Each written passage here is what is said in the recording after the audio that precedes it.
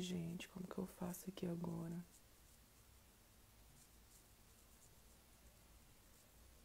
Bom dia para quem está entrando aí. Meu nome é Roberta, eu sou advogada, estou aqui enquanto comissão de Diversidade Sexual e Gênero e a gente vai ter aqui uma live com a Débora. Só preciso aqui chamar ela, peço um pouquinho de paciência.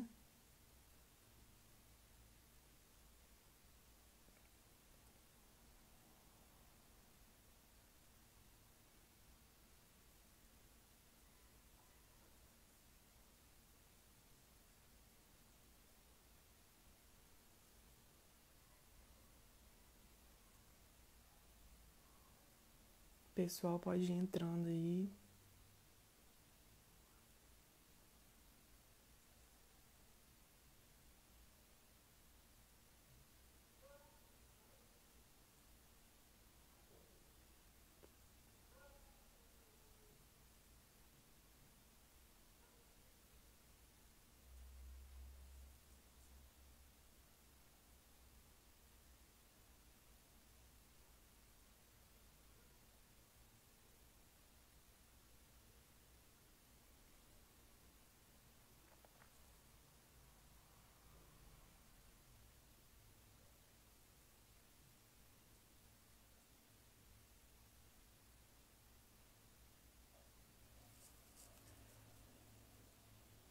Vamos ver se foi.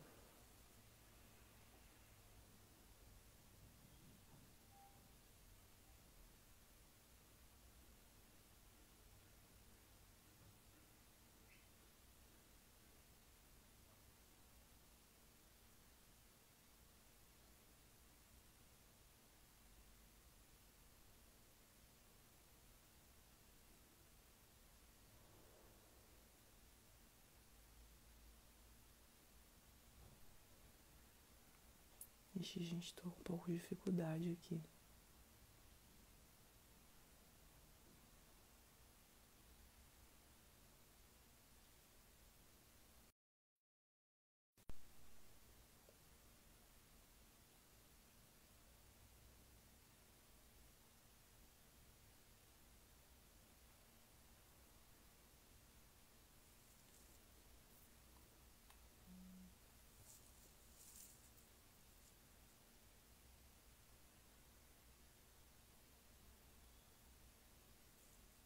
E Débora tá aqui nos comentários.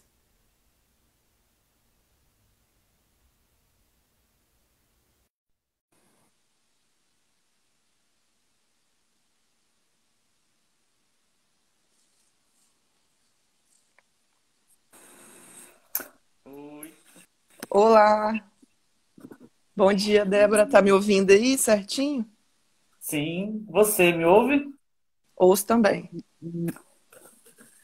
Ah, então tá Perfeito. ótimo. Demorei um pouco Como- aqui para encontrar onde é que eu te adicionava, mas vamos começar então.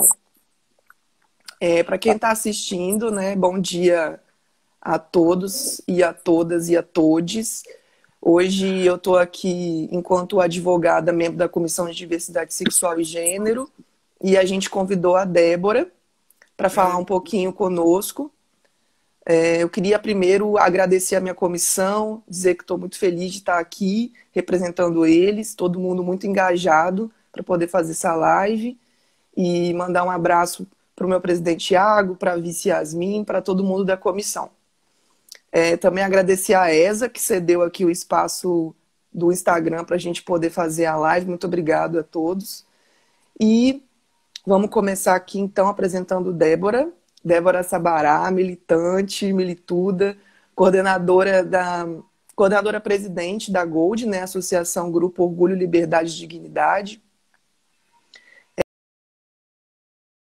Da comissão falou, devido à admiração que todo mundo tem, todo mundo queria saber conosco. Aí eu gostaria que você se apresentasse, Débora, e fizesse suas considerações iniciais. Tá me ouvindo bem? Sim. Bom dia a todos. Eu sou Débora Sabará, estou coordenadora da Associação Gold. Queria imensamente agradecer o convite. Fico muito feliz saber que quantos ativistas LGBTI mais a gente tem aqui no estado, e eu poder falar, né, representando a população LGBT, para mim é uma honra. Obrigada a você. E aí, né, para quem está assistindo, a gente pensou essa live de uma maneira mais informal, como se fosse um bate-papo mesmo, para também não tecer considerações muito técnicas, né? Apesar da gente ter trabalhado com pareceres, enfim, com comunicados técnicos, a nossa comissão pensou em fazer essa live de uma maneira mais leve, justamente para quem está assistindo conseguir entender, não ficar uma coisa maçante, a gente conseguir chegar não só aos advogados, né, mas a todo mundo e principalmente às pessoas LGBT que estejam assistindo. Então, nós fizemos algumas perguntas, né? Já até passei para a Débora. Aí vou ler aqui e a gente vai discutindo sobre isso. A primeira delas foi pensada porque a nossa comissão ela fez um parecer agora, né, nesse momento de pandemia do Covid. E aí esse parecer, ele fala justamente sobre os impactos do coronavírus para a população LGBT. Considerando, então, esse aspecto de sobrevivência, principalmente da população T, da convivência familiar forçada, esse isolamento social, muitas vezes com uma família que não aceita aquela pessoa, não está de acordo com a orientação, enfim, como aquela pessoa se entende. A questão da violência doméstica, o aumento das taxas de suicídio, enfim, o afrouxamento das medidas de prevenção das ISTs e, de uma maneira geral, né, quando se fala em saúde da população LGBT, esse parecer ele contemplou algumas dessas perspectivas e que são muito sérias, porque a gente está num momento que só se agravou, né? E aí eu gostaria, então, Débora, de saber de você, enquanto militante, uma pessoa que está durante esse cenário de pandemia, inclusive trabalhando ativamente com isso, qual seria a sua opinião sobre a importância de nós, enquanto LGBTs, nos articularmos para poder mudar esse cenário, não só agora, durante o coronavírus, né? Durante todo o ano, enfim. Mas a sua perspectiva mediante a isso. Durante a pandemia, a importância, enquanto sociedade civil, mas qualquer outra instituição, de se articular para isso. Vamos lá. Eu queria só fazer uma reflexão da importância da gente ter instrumentos, né? O quanto foi importante a gente ter garantido alguns instrumentos antes da pandemia. Quando a gente hoje pode utilizar de alguns instrumentos. Quando você fala desse importante documento que a Ordem dos Advogados do Brasil, a Comissão de Diversidade Sexual, fez, que hoje a gente pode utilizar ela como argumento, inclusive, eu já utilizei ela, inclusive, como um argumento em um debate, porque em algum momento a gente se organizou para ter a Comissão de Diversidade Sexual da Ordem. Então, eu só estou colocando isso como que é importante a gente ter instrumentos. Vou dar um outro exemplo do Centro de Referência Aconchego, que a Gold realiza em Vitória. Hoje, o Centro de Referência está fazendo acolhimento e atendimento psicológico no meio da pandemia. Então, a gente lutou por um instrumento. Então, é importante que todos os movimentos pensem o quanto é importante lutar pelos seus instrumentos. CRAS, CREAS, atendimento a alta e média complexidade. Tudo isso hoje está sendo importante para a nossa população LGBT. Essa é uma coisa importantíssima.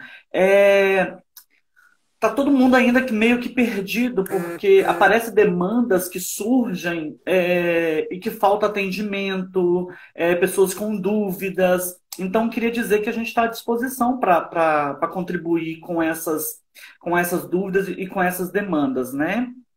E dizer o quanto é importante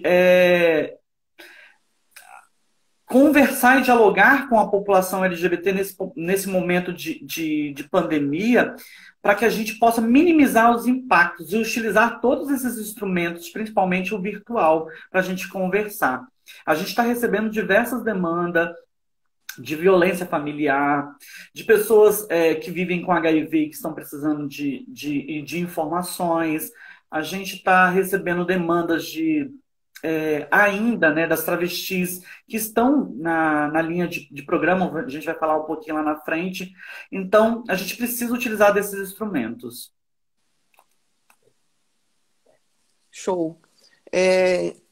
Inclusive, né, dentro dessa pergunta, queria lembrar para você, não que você sabe, sobre o 17 de maio, mas para quem está assistindo, pessoal, o 17 de maio, né, 2 dias atrás, foi o Dia Internacional e Estadual de Combate à LGBTfobia.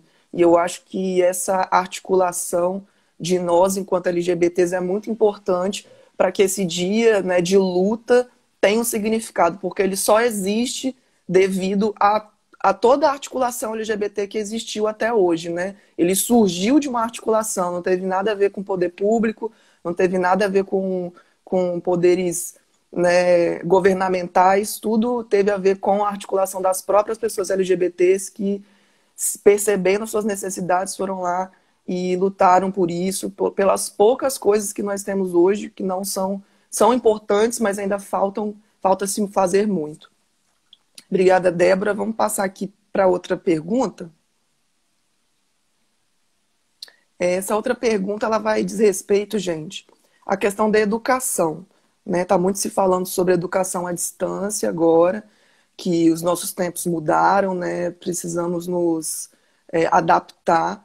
E aí tem se falado sobre essa questão de educação à distância com o uso de tecnologias.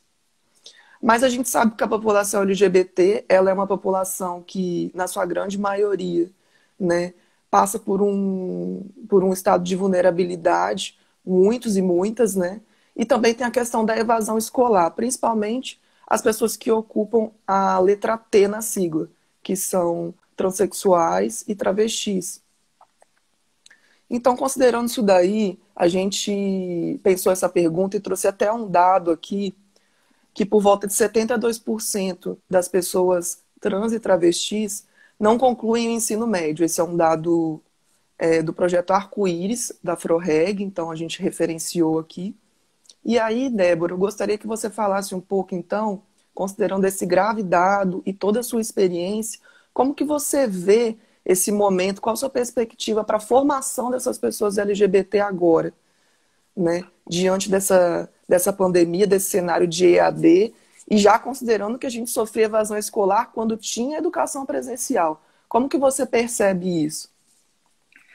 Então, a educação para a população LGBT, ela é bastante complexa, né? Quando existe aquela pessoa LGBT, LGB, que consegue cisgênero, né? Consegue transitar dentro desse espaço da educação, dentro do núcleo familiar, sem ser percebido e vivenciar essa educação sem vivenciar sua orientação sexual, é um ponto. Mas quando a pessoa inicia uma transição, um trejeito, ela começa a receber essas violações dentro de casa, na família, né, na comunidade, e isso com certeza vai ser dentro da educação também. Então, esse dado ele é muito importante porque é fato e não é da história das pessoas, é um fato meu também. Eu tive muita dificuldade em concluir o ensino fundamental e médio. Foram muitas violações, foram muitos xingamentos, bullying, violências que eu vivenciei, que eu sofri dentro do núcleo de educação, né? E isso me afetou muito, né? Isso me afetou muito. Então, hoje, quando a gente fala, principalmente agora, da entrada da população LGBT dentro da universidade, a gente tem que aderir à campanha do Adia o Enem, porque o Enem é um instrumento para a população LGBT adentrar dentro da faculdade, mas também é para as travestis, né? E a gente pensar que a população LGBT periférica, ela vai utilizar dos cursinhos populares, que neste momento as pessoas têm dificuldade de acessar a internet, de fazer os estudos. Eu disse isso ontem numa live, eu vou repetir aqui, que eu não tenho internet na minha casa. Eu utilizo a da vizinha. né? Eu utilizo a senha da vizinha e eu tenho um privilégio de estar utilizando isso. Mas nós temos comunidades que as pessoas não têm, então a gente precisa trabalhar, se mobilizar para que o Enem ele seja adiado, né? E a gente mudar a história das travestis dentro da questão escolar. Parabéns, a gente conseguiu o nome social. Muita gente ainda desconhece, muitas pessoas desconhecem que pessoas travestis, transexuais, homem trans, têm direito à utilização do nome social dentro da educação. E a gente precisa cada vez empoderar as pessoas disso. Mas nós temos uma outra dificuldade maior, que é a permanência dessas pessoas dentro desses espaços. A gente precisa que as escolas, que o núcleo educacional esteja preparado para receber essas pessoas e não compactue com as violências que elas sofrem, né? Para que a gente possa permanecer nesse espaço de educação. Então, acho que essa é uma das metas importantes que a gente tem como movimento social para cumprir aí. Perfeito. Justamente a gente também, lá na comissão, né, um dado interessante, a gente também está fazendo uma pesquisa agora, né, tentando se aprofundar, porque nós, enquanto LGB, eu acho que só temos lésbicas e gays na nossa comissão. E assim, é muito difícil, né, a gente encontrar uma pessoa transexual que tenha feito o curso, né, que seja advogado ou advogada. A gente está tentando buscar essas pessoas, porque é óbvio que esse dado que você trouxe e esse que eu disse aqui, a gente sabe que pouquíssimas conseguem adentrar numa universidade para fazer um curso superior, mas e as que conseguem, às vezes não continuam com o curso, né? Existe essa evasão da universidade, existe um mercado de trabalho também cruel com essas pessoas. Eu, enquanto mulher advogada, já tenho um estigma específico sendo mulher, sendo lésbica. E imagina se uma pessoa trans, né? Uma travesti que esteja aí no mercado de trabalho, esteja trabalhando para conseguir, né, adentrar, enfim, conseguir clientela, conseguir entrar nos quadros de comissões e tudo. Então, a gente está tentando buscar essas pessoas também. É interessante falar sobre isso, porque realmente está sendo muito difícil e a gente sabe qual é a dificuldade, mas está tentando buscar uma maneira de solucionar isso. Eu queria mandar um abraço para o presidente José Carlos Risch, que está aqui no nosso chat, presidente da seccional. Um abraço, presidente. Que bom que o senhor está aqui acompanhando também. Aí, continuando sobre esse raciocínio da evasão escolar, que é um assunto muito importante, a gente pensou também em falar das consequências que essa evasão ela vai trazer para a vida dessa pessoa, né? Se a pessoa ela não tem uma formação, e aí como que ela vai adentrar no mercado de trabalho formal ou mesmo informal, né, devido às necessidades específicas que nós precisamos para poder trabalhar hoje em dia. E aí a gente trouxe mais um dado aqui da ANTRA, que diz que 90% da população T, ela tem a prostituição como maneira, né, para sobreviver hoje no Brasil. E aí eu gostaria que você falasse um pouco disso também, Débora, porque esse é um dado muito assustador, né, da gente ter. Eu já sabia dele, quem estuda, né, já fica impactado, quem não estuda eu acho que mais ainda. E com a sua militância, com a sua experiência, considerando a sua proximidade com essas realidades, né, você poderia passar para a gente alguma perspectiva sobre como que estão essas pessoas, as profissionais do sexo, agora, nesse momento de pandemia? Eu não sei se a Gold teve acesso a essas pessoas, mas acredito que você consiga falar um pouco para a gente. Então, queria, inclusive, dizer que o aumento de assassinatos de travesti, neste momento de pandemia, já ultrapassou a marca de 4 anos atrás. Até o dia de ontem, a gente chegou ao exatos 70 assassinatos de travestis no Brasil. Muito maior do que os anos de 2017, 2018, 2019. Então, a gente está aí com um número assustador de assassinatos de travestis. A decorrência do fator de não poder participar do núcleo educacional, de não poder estudar, né, concluir o ensino fundamental e médio, deixa a travesti a utilizar o único instrumento de trabalho, que é a prostituição. Importante lembrar que não é proibido, né, se prostituir, então por isso que a gente defende que a travesti possa se prostituir com dignidade, né, já que não é uma profissão proibida. Mas ela não deva ser só a única profissão dessa travesti. Ela tem o direito de escolher os sonhos dela, de ser advogada, médica, qualquer que seja a profissão. E aí a gente vai ter um número altíssimo de travestis na prostituição, e agora, neste momento da pandemia, sem poder se prostituir, né? Ou tendo que ir se prostituir para garantir a sua sobrevivência. Porque aí a gente tem inúmeras situações do cotidiano das travestis.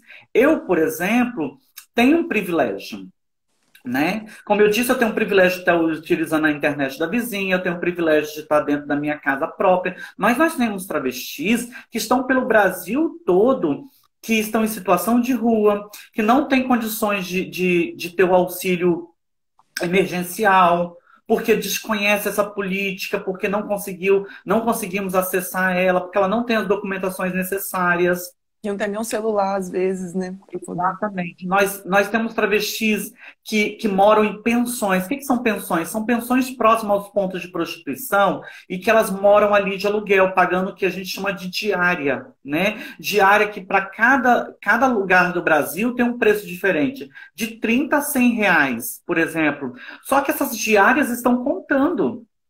O dono da pensão, ele tem duas coisas a fazer. Uma é pedir ela para ir embora e outra é ela pagar.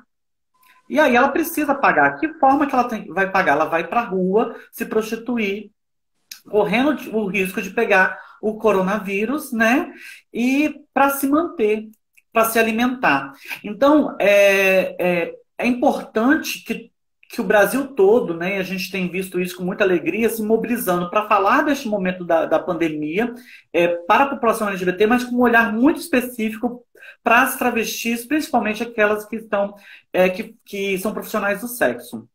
E a Gold tem trabalhado nisso.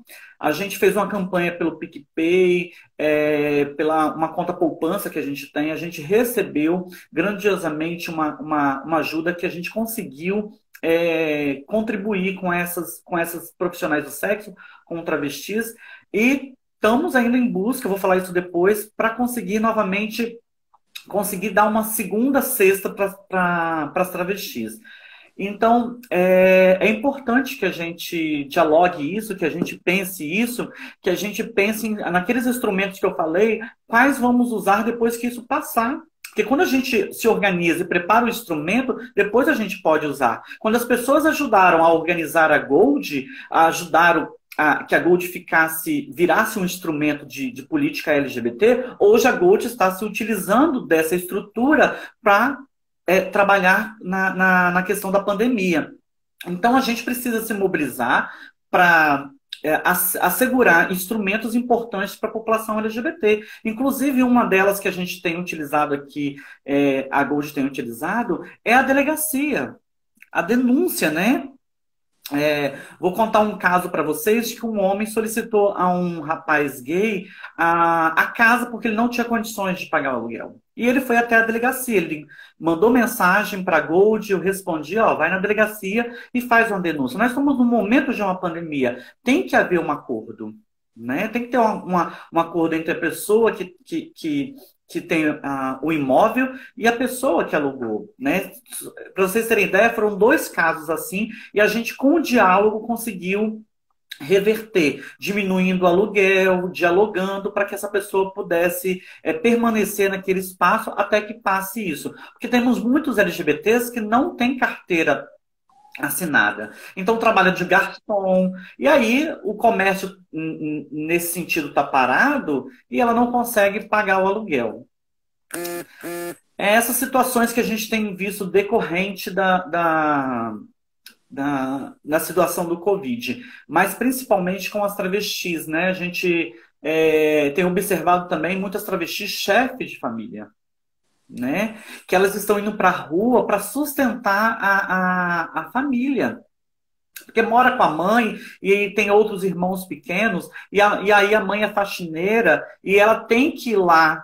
Como a mãe não pode fazer a faxina, mas ela está indo se arriscar fazendo programa para sustentar. Outra coisa muito decorrente é a violação do corpo da travesti, né?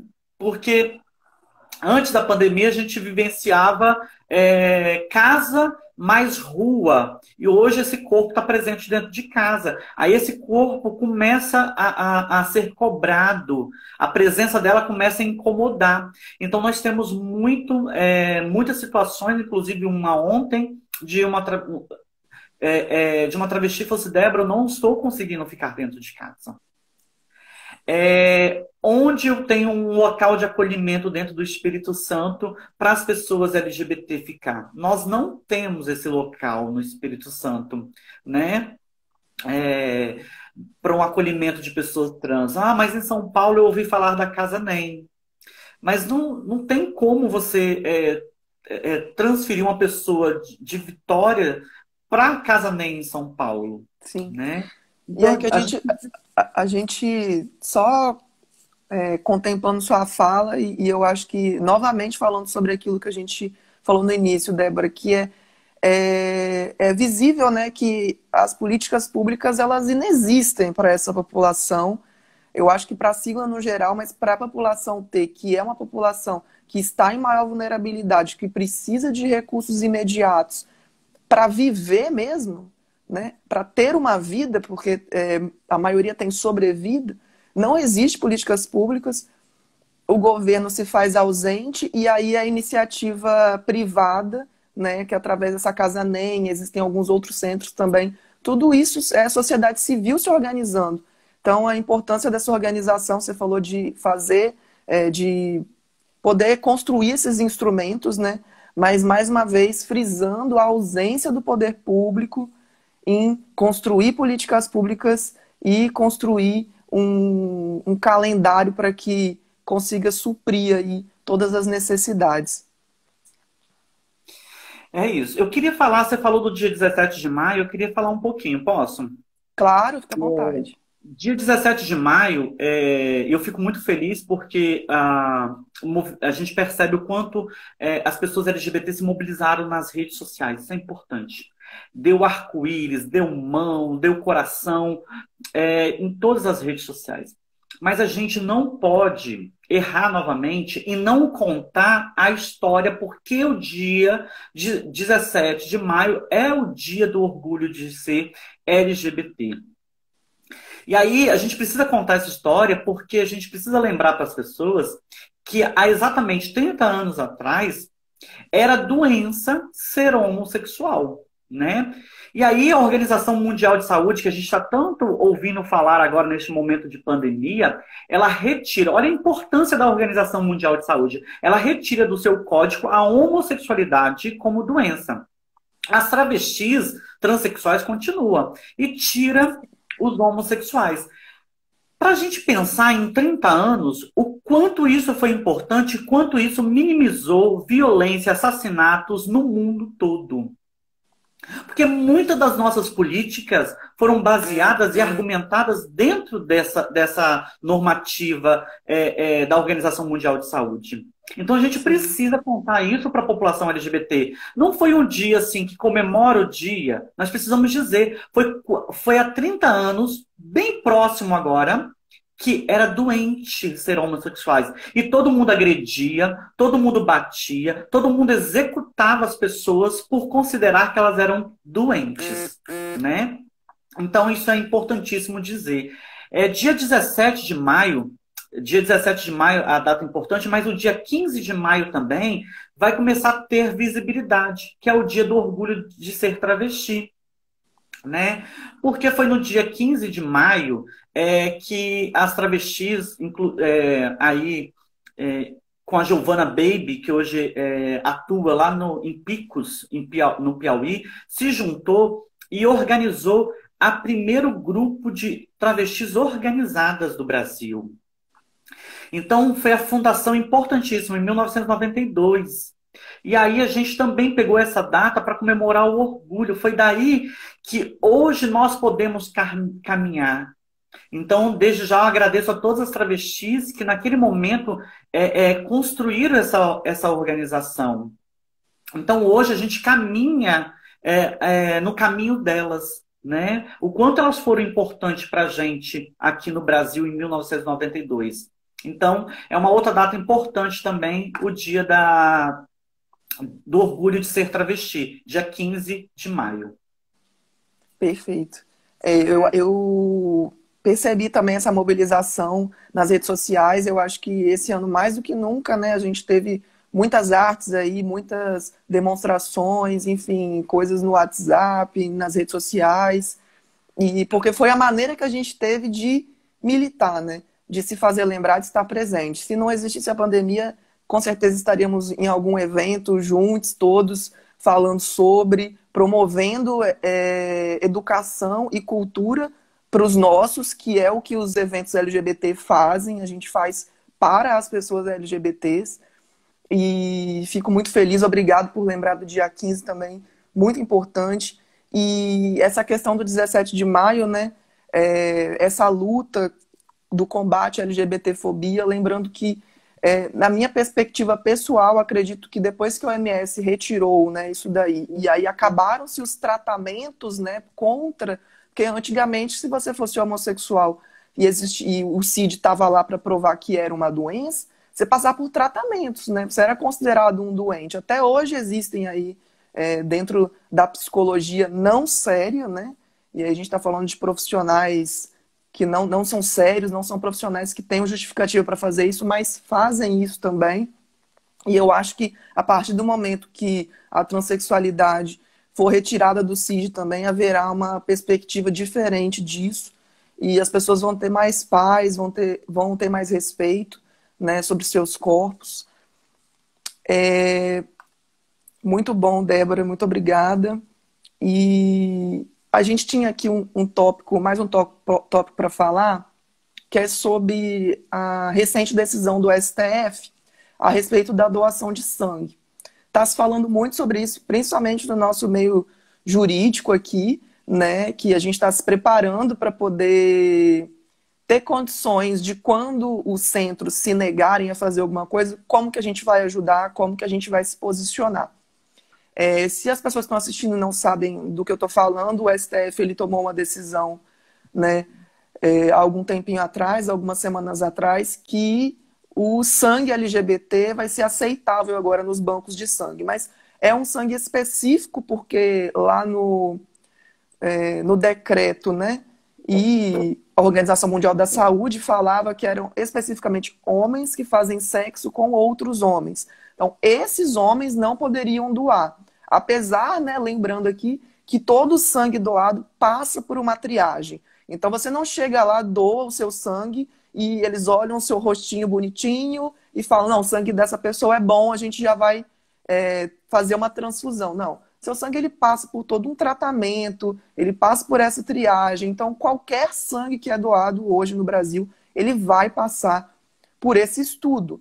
Mesmo que você seja uma pessoa hétero, completamente dentro de um padrão específico, né?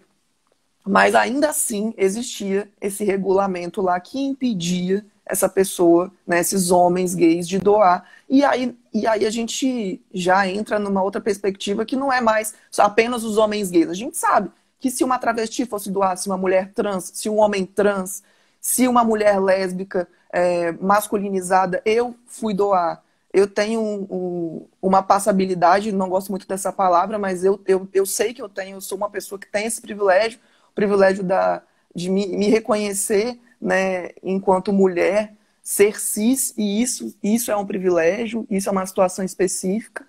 E mesmo assim, quando eu fui doar e falei da minha orientação sexual, uma única vez eu fui impedida. Eu já dou há muito tempo, mas uma vez eu fui impedida e acredito plenamente que foi por ter dito a minha orientação. E aí a gente, pensando sobre isso, né? Eu queria que você falasse um pouco, Débora. Já chegou alguma demanda para vocês de pessoas que tentaram doar? E o que você pensa sobre isso, né? Sobre a decisão, sobre como era antes, sobre como vai ficar agora? Então, a gente já recebeu demanda, eu já recebi demanda de pessoas que tentaram doar e ficaram chocadas quando elas foram proibidas. Mas o que está me chocando mais agora é que quase ninguém sabia que elas eram proibidas, principalmente a população heterossexual. Eles estão comentando, vocês eram proibidos?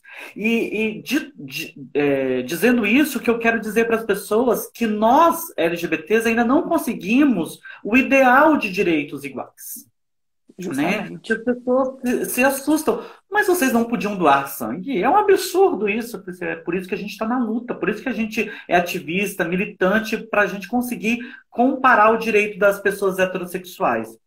Mas por que que o nosso sangue era proibido de utilizar?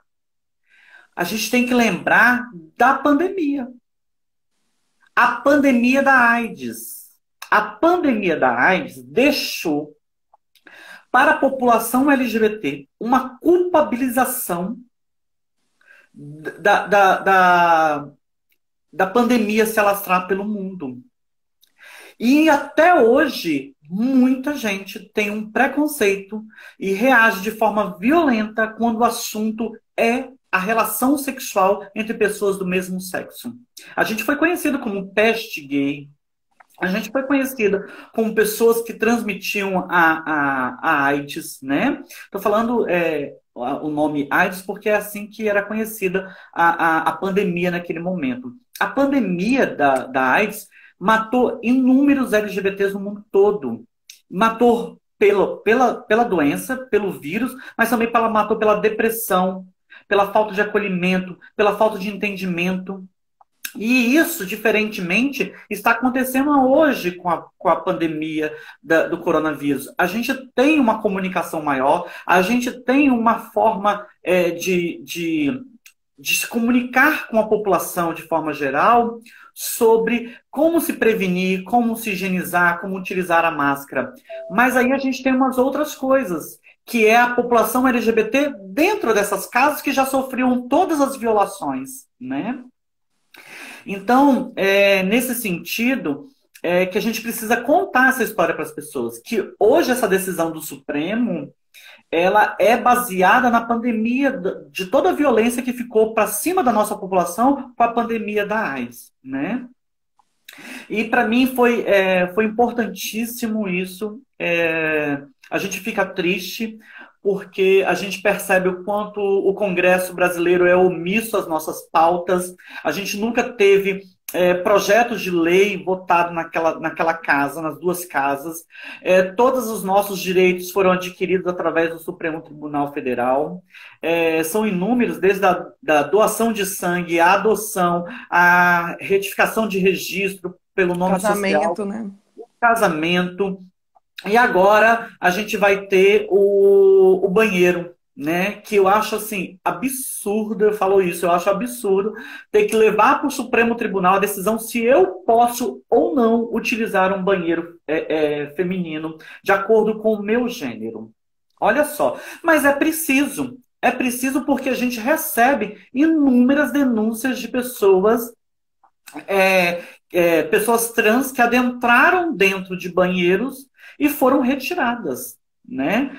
Então a gente precisa que, infelizmente, o Supremo decida pela utilização do banheiro a nosso favor, para que ninguém sofra mais nenhum tipo de constrangimento, né? E é absurdo, porque eu vou a um shopping, você imagina, eu vou ao shopping, entro numa loja, gasto 50 ou 100 reais, o que for, e na hora que eu for utilizar o banheiro daquele shopping, eu vou ter lá uma plaquinha, você é proibida de utilizar esse banheiro. Chega a ser absurdo pensar isso, mas acontece. É perfeita a sua fala, Débora. Exatamente isso, né? Como que a gente precisou lutar para ter direitos básicos que as pessoas nascem, as pessoas heterossexuais, enfim, que cumprem aí um padrão de cis heteronormatividade já têm desde a infância, desde o momento que nascem, e as pessoas LGBT têm que aí batalhar para conseguir esses direitos básicos, como você falou, de todas essas decisões do STF, que é importante frisar para quem é advogado, para quem é advogada, para quem é estudante que está assistindo, para se utilizarem dessas decisões, pessoal. Você, enquanto profissional do direito LGBT, saber sobre isso, porque nós precisamos estar com esses direitos, com essas decisões na ponta da língua, para que não nos falte argumentos quando adentrarmos nas repartições públicas para poder cobrar essas decisões e as pessoas, ainda com a decisão já tomada pelo STF, não quiserem nos proporcionar esses direitos, porque é uma situação que acontece, infelizmente. Né? A gente tem aí, como Débora disse, as decisões sobre o casamento, sobre a adoção, sobre a questão agora da doação de sangue, o crime, né, de LGBTfobia, que foi votado no ano passado, mas mesmo assim é importante que a gente sempre se aperfeiçoe na dinâmica e na aplicação dessas decisões, porque na prática eu já percebo que existem muitas autoridades que, mesmo que a decisão tenha sido tomada por preconceito, por discriminação, não se colocam à disposição para colocar em prática essa decisão. Então é muito importante a gente falar sobre isso e alertar os profissionais para que sempre estejam na busca aí, sendo LGBT ou não, né? Mas na busca por colocar em prática essas decisões. Então, Débora, a gente chegou ao final aqui da nossa bateria de perguntas, mas eu gostaria que você falasse um pouco mais do trabalho da Gold e também falasse com o pessoal que está assistindo, e já coloco aqui a nossa comissão à disposição para poder ajudar no sentido de levar o que a Gold está fazendo e como ajudar, né? Se a pessoa pode ajudar doando, se a pessoa pode ajudar trabalhando, como que está sendo esse trabalho agora nesse momento de pandemia? Você pode falar um pouquinho para a gente? Posso. Primeiro, eu queria assim, parabenizar a comissão. Ela teve um monte de cara nova, de jovens, né? Isso é muito importante. Vocês estão dando um gás, estão mostrando a cara da Comissão de Diversidade. Tem muita gente que não conhece a Comissão de Diversidade Sexual da Ordem. Eu estive presente na construção, na assinatura, tive presente lá, em vários momentos do ativismo LGBT, desde 2008, eu faço presente nesses momentos marcantes para mim. A Gold, para quem não conhece, tem sede em Vitória, vai comemorar 15 anos de idade, com muito orgulho de ser capixaba. A gente nasceu no norte do estado, na cidade de Colatina, ainda a gente tem um núcleo lá, coordenado pela Patrícia, uma mulher lésbica. E a gente está aqui em Vitória, escolhemos o centro de Vitória porque entendemos ser importante a Gold fazer o trabalho dela a nível estadual. A gente estava com alguns projetos dentro da instituição que atua. A Gold foi criada com o olhar para a política LGBT, e quando eu assumo ela, a gente assume fazer um debate transversalizar o debate, e a gente escolhe a bandeira dos direitos humanos, porque quando a gente escolhe a bandeira dos direitos humanos, a gente vai debater sobre diversas situações e mazelas dentro da nossa sociedade. Então, sistema prisional, socioeducação, criança, adolescente, exploração sexual, racismo institucional, religioso, patrimonial, tudo isso faz parte dos debates da Associação Gold. A gente estava com alguns projetos dentro da socioeducação, o projeto Papo Reto, que fala sobre a prevenção às ISTs. A gente estava com o projeto Viva Melhor Sabendo Jovem Vitória, que faz a testagem de HIV, sífilis, hepatites A, B e C dentro da cidade de Vitória. A gente estava para abrir o projeto Grafitando, que vai trabalhar grafite em unidades socioeducativas. A gente está com um projeto também, Mãos que Trabalha, que dá curso de cabeleireiro e design de sobrancelha, mais barbeiro para 20 pessoas LGBT. todos esses projetos que a Gold estava, eles foram suspensos, né? Por causa da pandemia. O que a Gold fez? A Gold reverteu todo o seu trabalho, os seus colaboradores, em busca a minimizar as questões relacionadas à pandemia do Covid. De todas essas violações que existiam, que elas não foram criadas agora com a pandemia, a fome, o desemprego, tudo isso já existia, mas a gente está se utilizando das nossas redes, com os nossos colaboradores, para tentar minimizar esses impactos. Então, o que a gente fez? Suspendemos o projeto, nós estamos finalizando agora o Viva Melhor Sabendo Jovem Vitória, dia 28 de maio ele termina.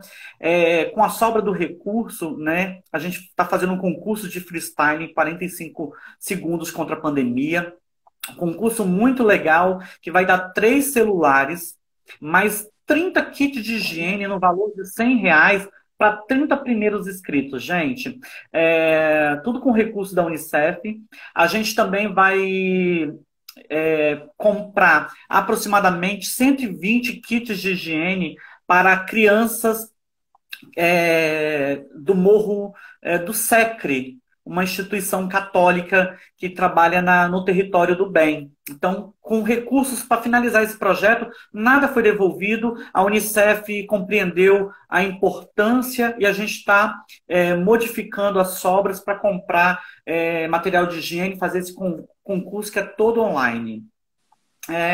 Uma outra coisa interessante, a gente agora foi convidado a desenvolver um projeto chamado, que a gente titulou o nome de Ações Positivas na Rua, com um fundo positivo. Então a gente vai desenvolver ações com a população em situação de rua da cidade de Cariacica. A gente escolheu a cidade de Cariacica por saber que é uma das cidades que a população em situação de rua sofre o maior impacto.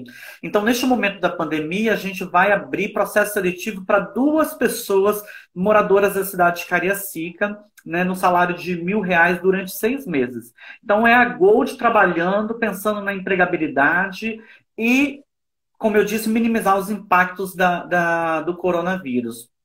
A gente está atuando ainda nas campanhas de doação de recurso. Se vocês puderem compartilhar para a gente o nosso PicPay depois, a nossa conta poupança. A gente conseguiu fazer uma doação de 30... eu posso esquecer os números. 45 cestas básicas. Não, perdão. 30 cestas básicas e 60 kits de higiene com recursos do PicPay. Com a ajuda do Ministério Público do Trabalho, com o apoio da procuradora Sueli, a gente conseguiu fazer uma doação de 120 com mais 30 kits de higiene. E com a ajuda do ES Solidário, a gente conseguiu distribuir mais 40 cestas básicas. E hoje, chegando em Linhares, hoje à tarde, a distribuição de mais 25 cestas do ES Solidário para a população LGBT. Então, a gente conseguiu fazer um trabalho na Grande Vitória, a gente conseguiu fazer um trabalho em Colatina e em Linhares, totalizando hoje cerca de 240 cestas básicas que a gente conseguiu fazer um trabalho. A gente chama de cesta básica, mas na verdade é um kit. Porque quando essas pessoas levam para dentro de casa, a gente não pode pensar que essa cesta, que a gente chama de cesta, vai durar um mês. Sim. Dependendo do número de pessoas, 10, 15 dias, né? Que isso vai ajudar ali naquela família. Então, a gente continua com a campanha, a gente continua executando esses trabalhos, continuamos escrevendo projetos. Eu acho que é aquilo que eu falo do instrumento. A Gold, como ela tem um instrumento de CNPJ, ela está organizada.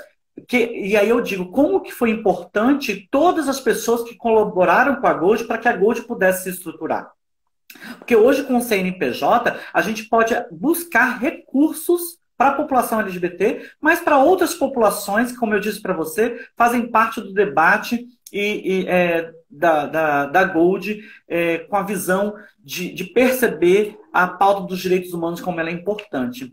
Então, hoje nós estamos usando da garantia que a gente tem de CNPJ, de estar dentro das questões burocráticas, né? Tudo certinho para a gente buscar. Conseguimos também, com a EDP Energias, um projeto da EDP Energia, 3 meses de cesta básica para 146 famílias do bairro Central Carapina. A gente conseguiu, com o Comitê Nacional de Defensoras e Defensores de Direitos Humanos, o valor de R$ 5.000 que será destinado para a população em situação de rua. Com o grupo Baobá, a gente conseguiu mais R$ 2.500, que também vai para a população em situação de rua. Com o Ministério Público do Trabalho, a gente vai fazer um projeto de rede de costureiras, de mulheres chefes de família violentadas, né? Que elas vão costurar máscaras. Será o valor de R$ 50.000 destinado neste projeto para confecções de máscara. Mulheres travestis, mulheres lésbicas, chefes de famílias. A gente vai fazer uma busca ativa aí para essas mulheres participarem desse projeto. Então a Gold está fazendo de tudo possível, né, para se mobilizar contra o coronavírus e ainda cuidando das suas prestações de contas, porque não para, aqueles projetos suspensos, continua a documentação, a gente continua participando de reunião, a gente tem que mobilizar, a gente precisa de ajuda, a gente está recebendo ajuda do professor Rômulo, que se mobilizou com um grupo de amigos professores da Estácio de Sá e distribuiu para a gente mais de 150 frascos de sabão líquido, né, também que vai ser utilizado para a população em situação de rua, e um outro trabalho que a gente vai desenvolver no território do bem. Então, aquela pessoa que quer doar, qualquer pessoa que quer doar, pode doar para a gente e dizer: Débora, olha, eu doei o valor X e para trabalhos com a população trans. Olha, eu doei valor X porque eu me interesso pela pauta da população em situação de rua. E a gente está aí à disposição. Olha, Débora, eu acho que depois dessa fala sua, quem tinha alguma dúvida da atuação da Gold já não tem mais, né?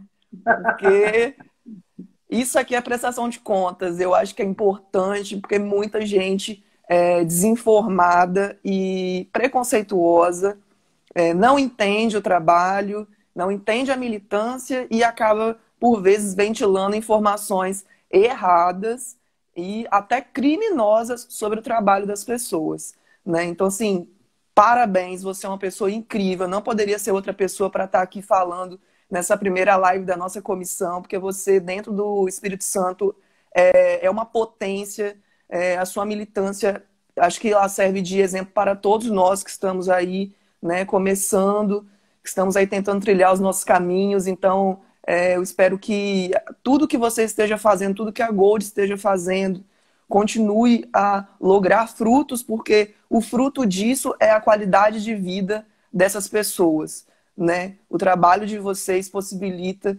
que essas pessoas LGBT que são atingidas por esse trabalho continuem vivendo, tenham vida plenas, né? Que é o que a gente busca aí enquanto seres humanos, ter a plenitude, ser felizes, e eu acho que é isso que a Gold faz. Já vi o trabalho de vocês em vários eventos, os colaboradores, pessoas sempre muito ativas, comunicativas, dispostos a ajudar, dispostos a tirar dúvidas. Então, assim, enquanto usuária dos serviços de vocês, conhecedora do projeto, eu queria parabenizar e dizer que vocês são incríveis, maravilhosos. É a associação... Não, com certeza tem que fazer uma live só para falar disso. A gente também recebeu da deputada estadual Irine Lopes o valor de R$ 70.000 para fazer a conhecida parada, né? Manifesto LGBT de Cariacica, e a gente está pedindo ao Estado, né, que a gente reverta esse dinheiro também em cesta básica para a população de Cariacica, né? São valor de R$ 70.000. E a gente quer muito que os deputados entendam isso neste momento de pandemia e revertam esse recurso. A gente também agora recebeu a notícia da congregação luterana, que vai colaborar com a Gold no valor de R$ 10.000 para a gente manter um projeto que a gente já executou pela Secult, que se chama Cineclube Papo Reto com Adolescentes em Cumprimento de Medida Socioeducativa. A gente também está em fase de construir o projeto que a gente vai trabalhar com comunidade de terreiro, de candomblé e umbanda, para valorização do orgulho de ser candomblecista e ser umbandista no Brasil, no Espírito Santo. Então, a gente vai ter formações e seminários. E a gente também está se preparando para receber o projeto da OIT, Organização Internacional do Trabalho, que vai iniciar um projeto grandioso em parceria com a Gold e o SENAC para a população LGBTI.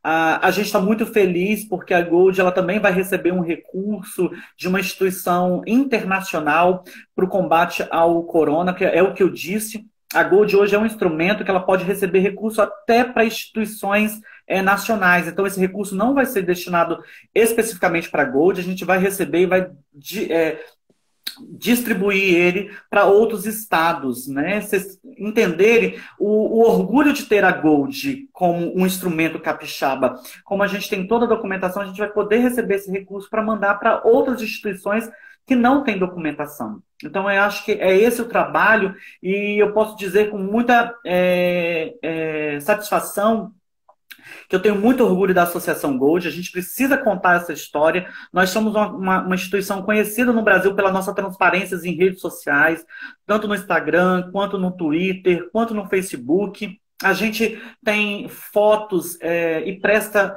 essa forma de prestação de contas dos nossos projetos para a sociedade. Então, eu fico triste quando a gente recebe crítica, mas esse também é o papel do ativista, né? O ativista, ele está propício a fazer isso. Da mesma forma que o político, quando a Gold critica algum serviço, elogia outro, esse é o nosso papel. Eu acho que a gente só tem que saber como fazer, porque às vezes a gente faz de uma certa forma que deixa aquela pessoa desmobilizada, desmotivada a continuar um trabalho, né? Então, a gente precisa fazer isso de uma forma que a pessoa que possa vir de uma crítica construtiva, que a pessoa possa refletir Justamente sobre aquele ato, mas não desmobilizar as nossas ações. Eu tenho muito orgulho de ser ativista LGBT, tenho muito orgulho de lutar por várias causas neste estado e poder representar a minha população. Perfeito. É isso mesmo, né? Por mais críticas construtivas, porque de destruição aí a gente já tem inúmeras coisas que estão... Exatamente, esse desgoverno e essa pandemia, então que a gente precisa agora de impulsionar, né? Aconteceu uma coisa tão interessante que ontem eu participei de uma live do Conselho Nacional de Direitos Humanos. 11 horas da manhã, quando foi à noite, eu tive um projeto de R$100 mil de uma emenda parlamentar do deputado federal Helder Salomão, do PT de Cariacica, negado pela secretaria da ministra Damares. Achei muito coincidência eu participar de uma live pela manhã e à noite chegar a mensagem que eu não tenho preparo técnico para receber aquele recurso. Fiquei muito triste, né? Lógico que como ativista eu vou tentar reverter isso, mas achei uma coincidência enorme participar de uma live, fazer críticas ao governo Bolsonaro e de repente à noite receber esse e-mail técnico dizendo que eu não tenho capacidade de receber o recurso que foi destinado pelo deputado Helder Salomão. Primeira mão, ninguém está sabendo disso, hein? Dessa coincidência, né, Débora?